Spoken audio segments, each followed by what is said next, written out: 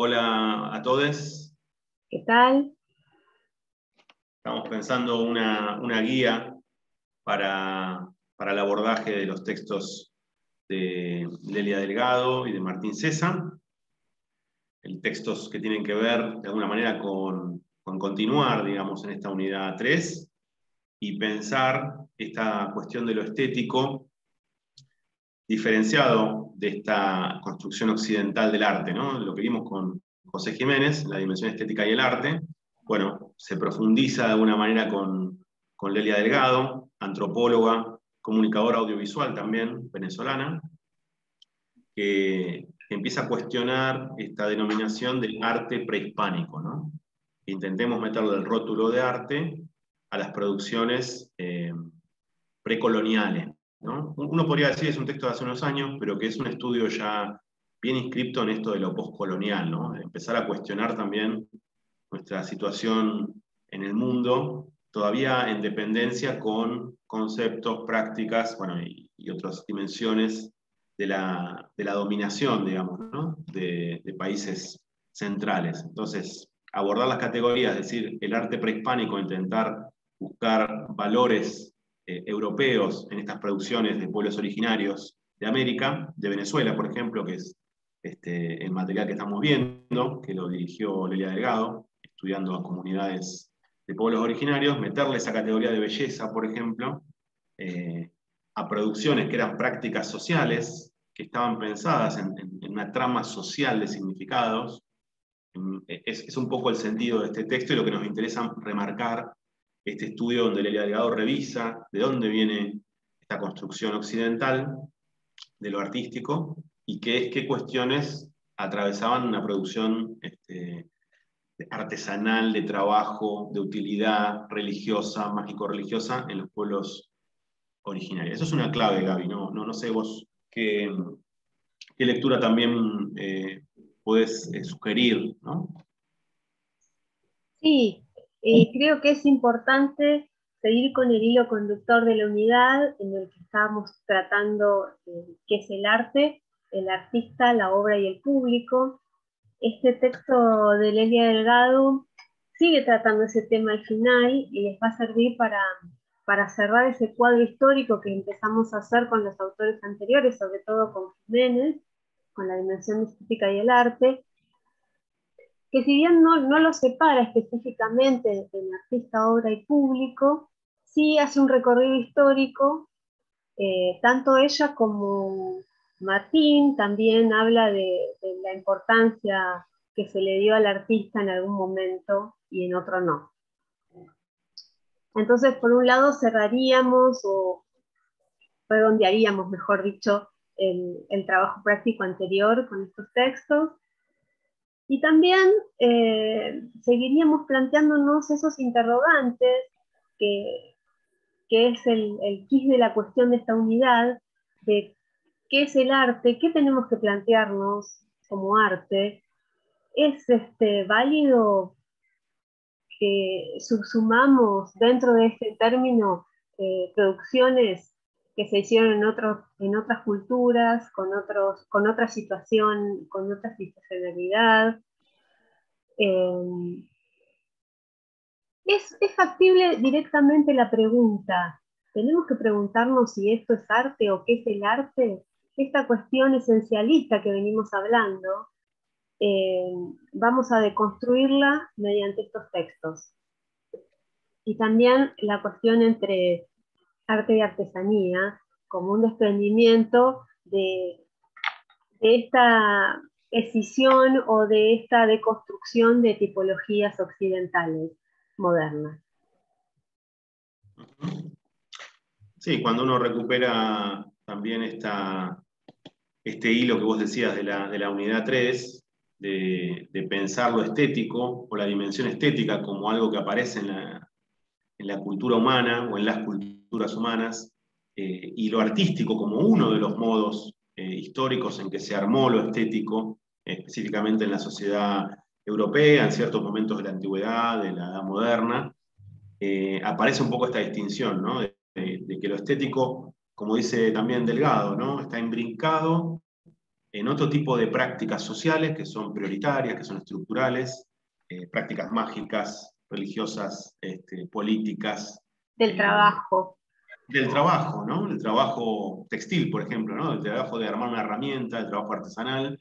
De repente ahí sí aparece lo estético, pero como una especie de valor complementario, de valor posterior, digamos, a cuestiones como el trabajo, ¿no? Que vos decías también muy bien, no como un Igual valor el trabajo autónomo. en general, no solamente textil, ¿no? Porque para cualquier tipo de trabajo el hombre necesita crear sus propias herramientas.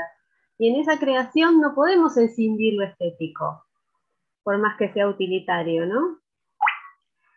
Claro, cuestiones de separar arte, como vos decís, ¿no? La cuestión de la función de la forma, es bien pensarlo a lo europeo, ¿no? Europeo occidental, decir, no, lo artístico tiene que ser autónomo en su forma, más allá de la función, ¿no? Y esto creo que es una de las cuestiones, la palabra clave en ese sentido es autonomía, ¿no? Delgado repasa como Jiménez cómo se dan estas autonomías en donde se intenta separar la actividad artística de la práctica social, al artista del artesano, a la obra del contexto originario, ¿no? Mágico religioso que estaba presente. Entonces ahí hay una serie de autonomías que, que son las que justifican esto que llamamos el modo estético europeo, ¿no? Que es eso que llamamos arte, y que después se universalizó incluso colonialmente, intentar Y meterle esa justamente etiqueta de lo estético a hay un otra cultura. revisionismo dentro de la misma cultura occidental, que no podemos negar que somos hijos de esa cultura, por más que seamos americanos o latinoamericanos, pero hay un revisionismo en el cual vemos que históricamente, etnográficamente, antropológicamente, se empiezan a pensar las cosas de otra manera y no desde ese paradigma universal. Entonces, nosotros, más allá de ser hijos, más allá de haber sido formados nuestros profesores, nuestros profesionales en esa cultura, no podemos dejar de lado nuestra situacionalidad y de la misma manera que Martín César retoma esas corrientes etnomusicales en las que se replantea esto, que un americano nunca puede ver las cosas como un europeo y tampoco tener esa sensación de culpa colonialista, porque en realidad nosotros estamos en otro sustrato socioeconómico y político y vemos a las culturas prehispánicas desde otro ángulo, ¿no? Yo diría que tampoco estamos dentro de la cultura, como lo vemos en la investigación de Martín, pero podemos situarnos en un escalón intermedio, quizás. Sí, cuando vean el texto de Martín César, se van a encontrar con una serie de dilemas muy interesantes, lo que nos pasa estando en América y cuando tenemos que investigar, por ejemplo, un tema que vamos a ver pronto, la cuestión de un arte popular, un arte colectivo, ¿no? Nosotros formados quizás en una academia donde estos valores de lo artístico moderno europeo están todavía muy presentes, indagando en prácticas estéticas que, que no han sido configuradas, digamos, para nuestra comprensión y reproduciendo como investigadores muchas veces cuando vamos al norte a relevar, digamos, una práctica como la que releva Martín, de los sicures en Susques, o cuando alguien va a ver algo de cine comunitario en un barrio, cualquier práctica popular, colectiva y demás, nos enfrenta a nuestras propias categorías. Y algo que Martín dice también, que es interesante, que ya es tema de pensar la otredad, un tema bien de la antropología, las relaciones de asimetría, porque de alguna manera cuando filmamos, cuando reproducimos, cuando investigamos etnomusicalmente, nosotros tenemos el poder, digamos, de esa mirada, ¿no? Tenemos el poder donde vamos a contar a los otros y vamos a definir cómo los contamos, ¿no? Vamos a contar lo popular, vamos a armar la categoría de si eso es artístico o no. Entonces, esa asimetría, Martín intenta pensarla desde un lugar de, bueno, cómo lograr una horizontalidad en ese vínculo que siempre va a ser asimétrico, ¿no? Sí, como vimos en la unidad anterior con el texto de Foucault y las relaciones de poder, En este caso, en la investigación de Martín, el que tiene el poder es el que tiene la palabra escrita, o sea, el investigador. Se puede salvar algunas distancias, él lo intenta con el libro, con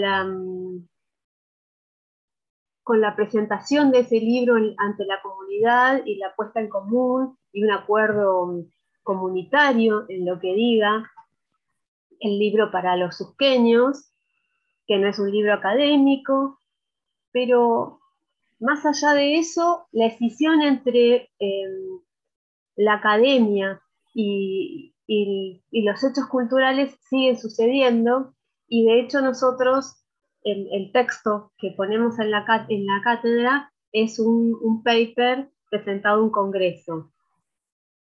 Entonces, más allá de la experiencia y de todo lo rico de este trabajo, esta cuestión de que la academia valida algo socialmente o tiene la última palabra es relevante, y lo podemos ver en el ejemplo que da de los textos anteriores, que por ahí no tenían que ver con una mala traducción cultural de lo que había pasado antes, y sin embargo, como estaba en un libro, era validado socialmente y estudiado por muchas personas, ¿no? Sí, hay algo que vamos a ver cuando indaguemos en estas problemáticas, digamos, de lo popular, que es nuestro rol muchas veces de mediadores, ¿no? Y en esa mediación estamos traduciendo, por ejemplo, de cierto tipo de lenguaje al lenguaje académico, o de cierto tipo de lenguaje al lenguaje del público al que estamos acostumbrados a llegar. Entonces, esas mediaciones implican condiciones de poder, condiciones de responsabilidades de la traducción, responsabilidades éticas también, ¿no? En esa mirada sobre la otredad.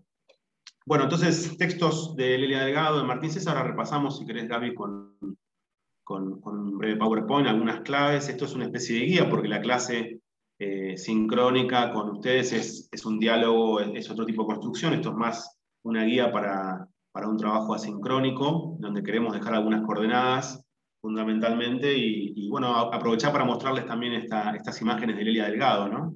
Que fue un descubrimiento ver que tenía producidas imágenes ligadas a su trabajo antropológico y a la TV comunitaria, ¿no? Ella muy interesada en la televisión comunitaria, hablando de lo popular, ¿no? De cómo ella también piensa que en América estas producciones, en Venezuela, estas producciones tienen más que ver con lo colectivo que quizá con este concepto más del artista genio separado, ¿no? Como de lo colectivo. Bueno, Sí, repasamos y los también, conceptos. sí, también muchas producciones contemporáneas nuestras, ya no como analizadores, sino como productores, como artistas, tienen que ver con lo colectivo. Eh, Desgraciadamente no lo pudimos tener a Martín, lo habíamos invitado, pero por una cuestión de horarios no pudo venir.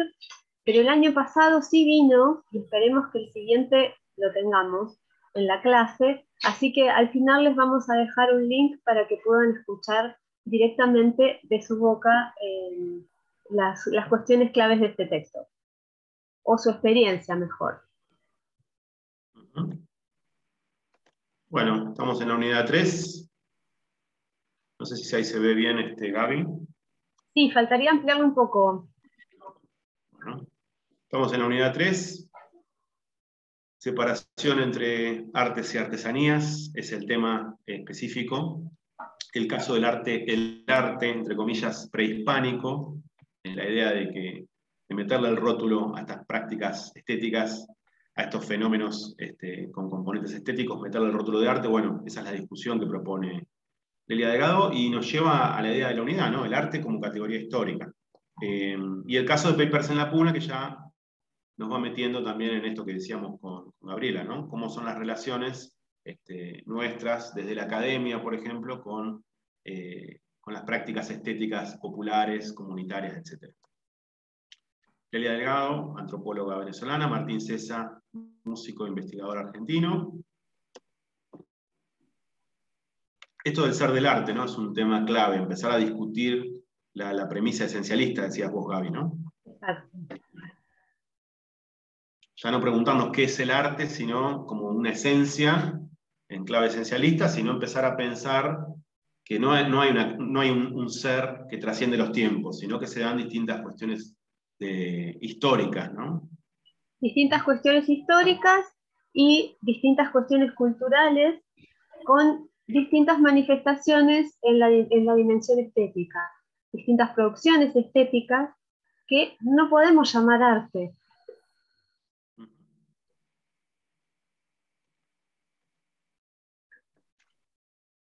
También hay una especie si se quiere, de racismo, etnocentrismo muy fuerte, ¿no? Porque cuando se le mete la categoría de arte a estas producciones estéticas, no es para que ocupen un lugar destacado en la historia, sino un lugar secundario e incluso inferior, porque como no estaban pensadas en términos de autonomía de la forma, de la práctica, terminan siendo muy funcionales, terminan siendo muy ligadas a una utilidad, entonces parece que fueran menores.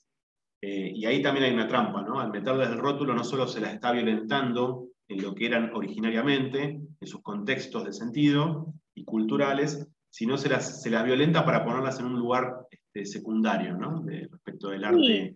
se las violenta no solamente para ponerlas en un lugar secundario, sino para despojarlas de significado y trasladarlas hasta geográficamente a un museo. Por ejemplo, si hablamos del museo del British o del Alberto y Victoria, en el que encontramos manifestaciones y producciones estéticas de distintas culturas trasladadas completamente un templo egipcio, una, una estatua etrusca, sin ninguna referencia y solamente por el hecho de mantenerlo como algo coleccionable, ¿no? No es casual que se haya puesto de moda la colección junto con los museos. Entonces, concebir este arte como un fenómeno universal, entre comillas, es parte de una visión etnocéntrica, ¿no? Descontextualizar, como decía Gaby, vaciar de sentido, me parece que es, y sacarle la historia, ¿no? También sería otra consecuencia de este etnocentrismo. Bueno, La idea otra evolucionista cuestión, también, ¿no? sí, que Sí. ya vimos en la unidad anterior, ¿no? Esta idea de la evolución o de la historia lineal que evoluciona para un bien mayor. El arte evoluciona, el arte prehispánico, el arte primitivo, como se llama históricamente, evoluciona hasta que llegamos al arte occidental. Entonces podíamos ver que el arte prehispánico es un peldaño anterior en estos grados de evolución o grados este, de aprendizaje del hombre con respecto al arte. Esa es una teoría colonialista, universalista y occidental moderna, ¿no?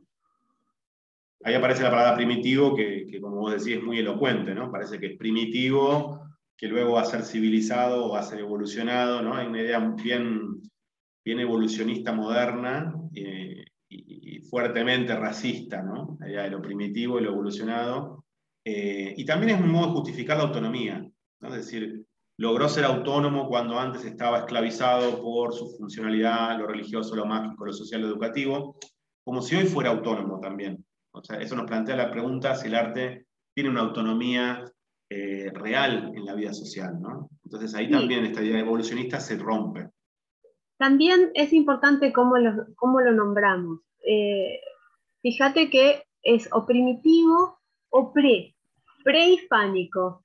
No importa que estudiemos ahora las culturas, lo llamamos prehispánico, como si estuviéramos estudiando algo que pasó hace 500 años, más de 500 años, ¿no? Bueno, Un esta resumen del cuestión debate. de tener la situacionalidad histórica y cultural es fundamental para no encasillar esas producciones dentro del término arte. Reconocer las condiciones de producción, distribución, intercambio y consumo dentro de esa sociedad en particular. Bien.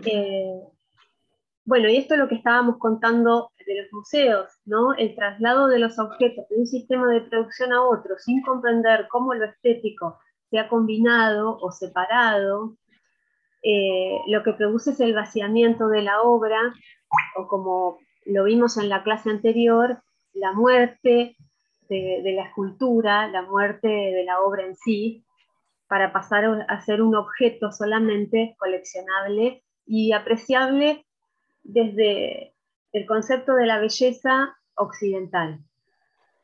Sí, por último, para ya ir cerrando un poquito delgado, me parece que estas prácticas que se hacen con mucha impunidad, digamos, contra las producciones de pueblos originarios o de culturas en donde el concepto de lo estético es diferente, diverso al europeo, me parece que también lo podemos reproducir cuando vamos, por ejemplo, hablando ya de lo popular, cuando vamos a relevar una práctica musical popular, una práctica de TV comunitaria, e intentar llevarla a un ámbito, por ejemplo, un festival, una muestra de un museo, también de alguna manera corremos el riesgo de descontextualizar, intentar formatear esa práctica según los cánones, ¿no? de esta construcción. Sí, sobre todo las prácticas de arte político, ¿no? Bueno, exactamente. Bueno, la cuestión de lo individual y lo colectivo y la frase de Delgado, ¿no? Bien, que para que una creación exista es necesario que sea reproducida para consolidarse no solo a nivel individuo, sino a nivel del grupo. Esto ya lo estuvimos viendo en las clases anteriores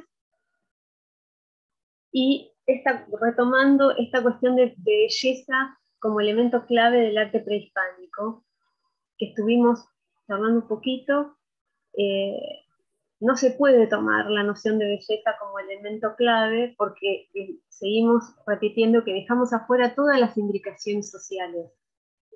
Sociales, las de circulación y las de uso, ¿no? Que no podemos separarlas de esta cuestión estética en esas producciones. Uh-huh.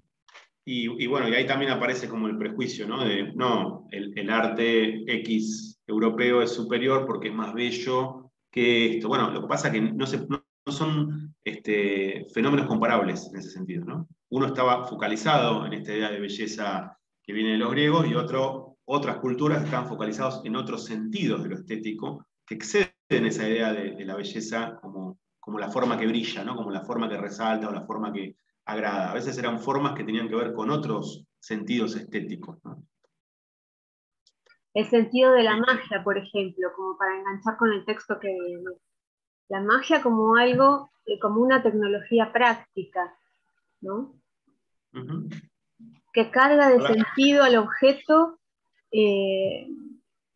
relevante, ¿no? De un sentido relevante y que por ahí no tiene que ver con la belleza como nosotros la entendemos, sino con otro tipo de belleza que a veces hasta se podría acercar un poco al concepto de belleza y de bien que tenían los griegos, pero desde un punto mucho más amplio y comunitario, ¿no? De lo relevante para esa cultura, no al bien mayor como los griegos pensaban.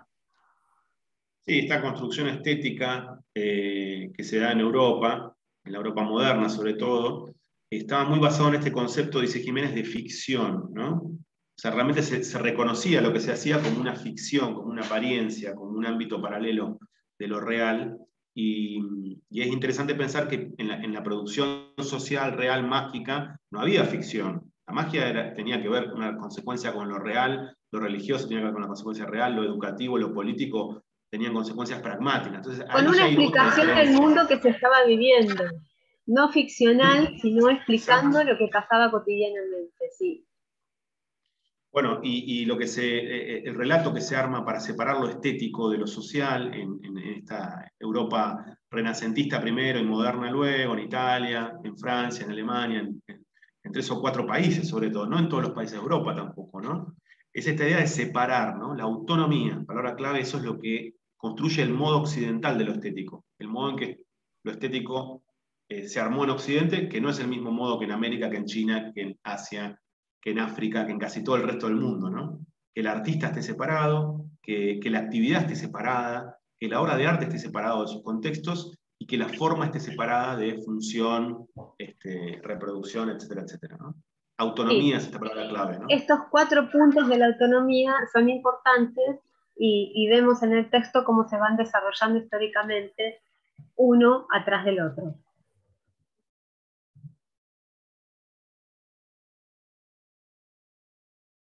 Bien, esta dicotomía occidental de la belleza versus sutilidad, del arte versus la artesanía, de artes mayores o menores, existe en el arte prehispánico o en el arte de otras culturas originarias, para no llamarlo pre, no podía dividirse. La cuestión estética de la utilitaria, y tampoco la religiosa. Claro.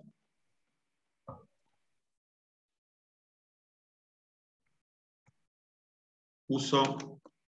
Bueno, y lo que se ve en el texto es que el valor de uso y el estético van juntos. Al producir esa herramienta, como dijimos antes, era impensable producir una herramienta linda pero que no funcione, ¿no es cierto? Pero tampoco que funcione y no tenga valor estético, porque estaba indicado dentro de la cultura, dentro del circuito de producción, de circulación y de uso, inclusive hasta económico, ¿no? Sí. Bueno, acá en el texto también vemos esta cuestión de la naturaleza humana, que ya estuvimos viendo desde la primera unidad, si existen las cosas inherentes al humano, lo natural. Cuando vimos con Cassirer que nada es natural, que estamos inmersos en un universo simbólico, podemos decir que los fenómenos estéticos no son de una naturaleza humana, ¿no? Que están ligados, nos dice el texto, a lo que hace el humano, a lo que necesita modificar de su mundo, o sea, la cultura, que no es algo natural de por sí. Inclusive lo vimos también con el texto del Méliès Nye, ¿no? Cómo Sí, vivimos en culturas que tienen un universo simbólico, que tienen códigos, y que esos códigos nos ayudan a verbalizar, a codificar, a plasmar lo que vemos en el mundo y cómo lo modificamos. Sí, ahí recuperando esto que decís de la unidad 1, había un profesor que planteaba esto, que lo charlamos mucho al inicio del año, de que lo natural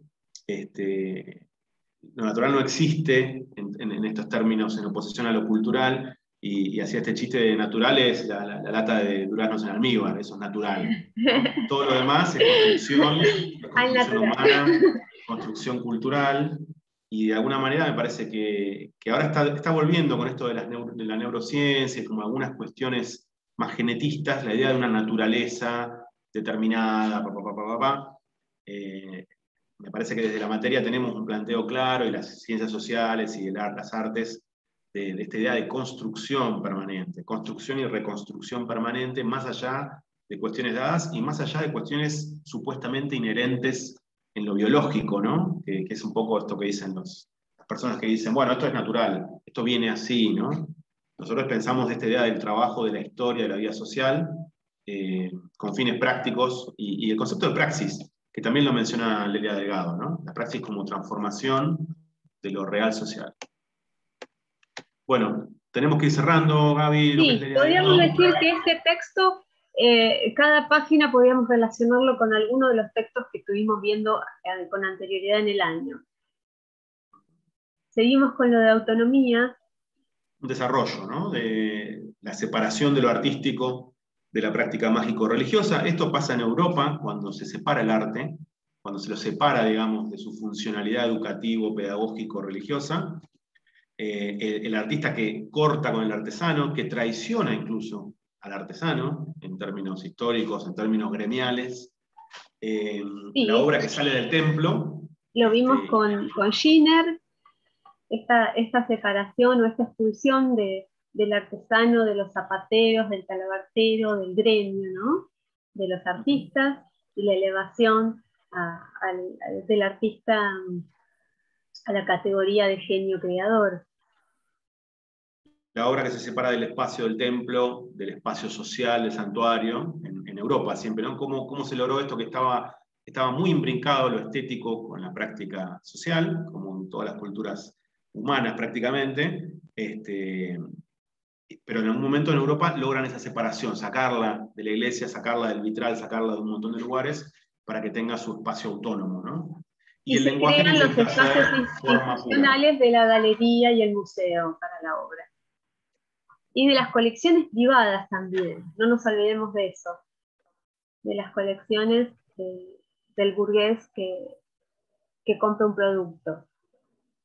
Claro, va a ser un proceso, decía Jiménez, decía Caballero, decía Giner, de muchos siglos, que empieza en el Renacimiento y se cristaliza en el siglo XIX en Europa, y en las colonias de Europa, porque también el proceso es un proceso que se expande, producto de que Europa ocupa gran parte del mundo en términos coloniales, pero es un proceso que lleva muchos años de esta separación inicial, que quizás está en el Renacimiento, que se corte con la Edad Media para tener una visión más centrada en lo humano, en lo antropocéntrico, y que se empieza a cristalizar, se empiezan a crear estos espacios a lo largo de muchos siglos, ¿no? Decíamos, el Museo del Louvre llega al siglo XVIII, finales del siglo XVIII, después de la Revolución Francesa, y al principio es salir de la iglesia, salir de acá, tener una pequeña galería, empezar una academia. Es un proceso de muchísimos años, no fue de un día para el otro que se empezó a dar este corte, ¿no? Del espacio de la obra, de estas autonomías, ¿no? Un resumen breve de Martín Sessa, que lo charlábamos recién, el conflicto, ¿no? Investigar en términos antropológicos y etnográficos una práctica estética en Jujuy, y ver en el norte, en la Puna, y ver cómo dar cuenta de esa cultura. Él dice en un momento que la comunidad o ciertos referentes de la comunidad le expresan: nosotros no te llamamos a vos, vos viniste porque estabas interesado, entonces el libro en un punto es tuyo, es tu interés. Y sus intentos, sabiendo eso, ¿no? Sabiendo que hay una especie también de relación asimétrica ya desde el inicio, de horizontalizar, ¿no? De transparentar ese vínculo, porque siempre el etnógrafo nos dice: fui a una tribu, a una comunidad, y estuve haciendo trabajo de campo durante semanas. Pero gran parte de ese trabajo de campo, esas negociaciones, esas asimetrías, no están expresadas. Muchas veces vemos solamente los resultados, ¿no? Del que fue a hablar con una comunidad originaria para hacer televisión comunitaria o cine comunitario, del que fue a investigar en una comunidad musical. Entonces, esa tensión, esa ética y esos problemas de asimetría son los que plantea Martín, ¿no? Y esta cuestión Sí, de las y identidades.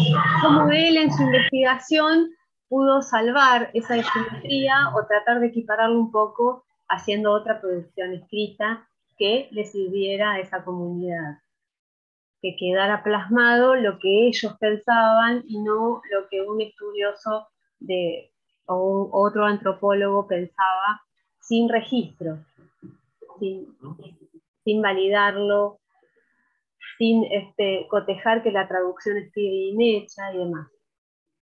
Hay que ver si esa devolución, si bien como Martín lo planteó, es un parche, es una devolución, es una instancia, un peldaño más para saldar ese gran espacio de diferente poder, ¿no? Pero bueno, estamos en ese proceso. La etnomusicología está en ese proceso. Bien. Bueno, la cuestión de la música también como como expresión, como comunicación, como imbrincada en el tema de la identidad y las dificultades que se generan con una apropiación de lo musical que puede terminar siendo un modo de conflictuar o de negar lo identitario del otro, también, ¿no? Como me lo apropio. Ahí también se dan operaciones bastante complejas. Y esto que... Sí, y sobre todo cuando ya han pasado, antes de que él vaya a hacer la investigación, que tomaron melodías susqueñas, se produjeron eh, grabaciones sin nombrarlos. Entonces, Martín lo que se plantea en ese momento es si su trabajo es una devolución, si grabar un disco es una devolución a la comunidad o es una manera de volver a victimizarlos y volver a invisibilizarlos, en cuanto a que se puede utilizar esa música y no nombrarlos o apropiársela por medio de otra cultura sin darles los derechos de autor comunitario, ¿no? Que también es otro gran problema. Eso es Acá una cosa muy lo interesante. importante del texto que nos llamó la atención para retomar con Jiménez esta cuestión del artista, ¿no? Autor, vemos que hay distintos niveles de autoría, que habla él como de autor de un texto académico,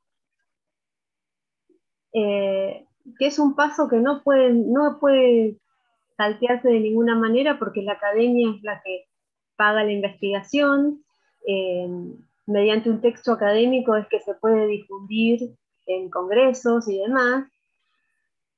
Después, el libro sobre los sicuris, eh, explicado para que lo entienda cualquiera, eh, llegado a un acuerdo comunitario para producirlo. Y acá se da, en este libro, la dicotomía entre colaborador del autor y un texto colaborativo, que no tiene que ver con el texto colaborativo de que hablaba la etnomusicología con anterioridad para equiparar los poderes. En realidad, cuando Marcos nos retoma ese ejemplo del diálogo que habla Martín, en el que nosotros no buscamos esto, vos nos viniste a buscar a nosotros, el texto es tuyo, la autoría es tuya del libro, nosotros solo te colaboramos. No es lo mismo que el texto colaborativo en el que la comunidad y Martín producen una obra escrita en conjunto, ¿no? Uh-huh. Sí.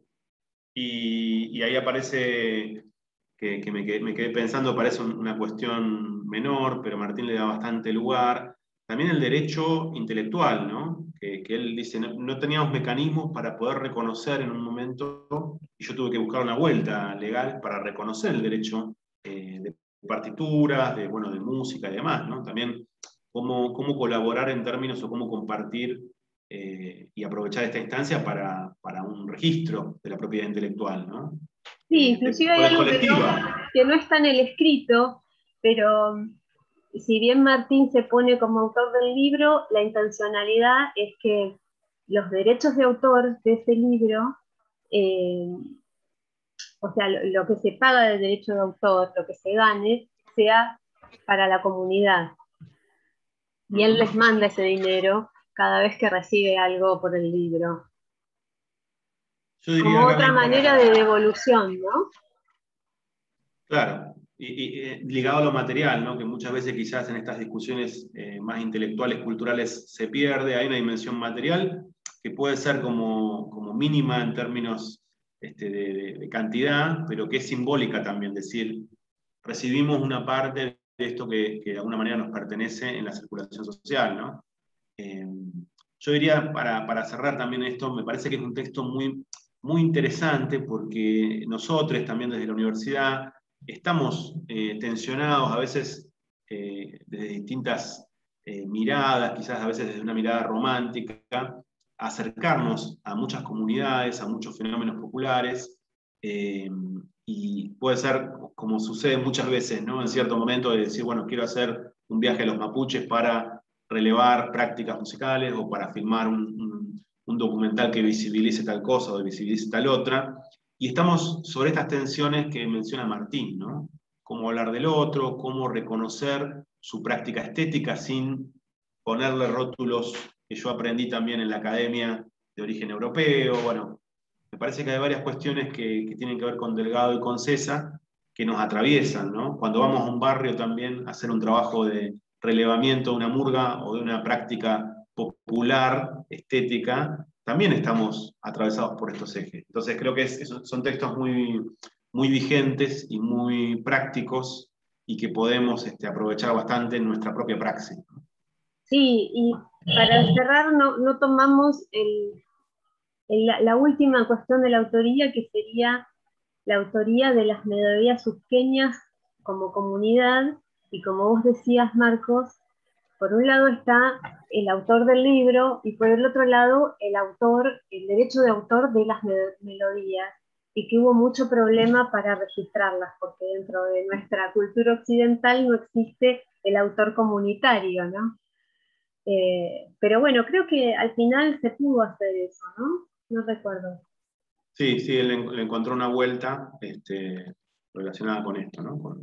Con lograr ese reconocimiento de ese autor colectivo, de debates en asamblea, ¿no? Él cuenta muchas veces que el proceso armado de esta investigación en el libro y de las partituras que reproduce, primero debatió con una asamblea, no le opinaban del borrador, pero después sí, y después fue a otra asamblea donde no habían visto el libro y estaban medio enojados. Bueno, un debate, una construcción, una negociación también, ¿no? Creo que es una palabra interesante esta de negociación. Pero bueno, la construcción de estas melodías susqueñas sí tendrían más una equiparación a este texto colaborativo del que habla el electromusicólogo, si pudiéramos hacer una comparación entre un texto y una melodía, ¿no? Musical. Nos Bueno, quedamos y con esta palabra.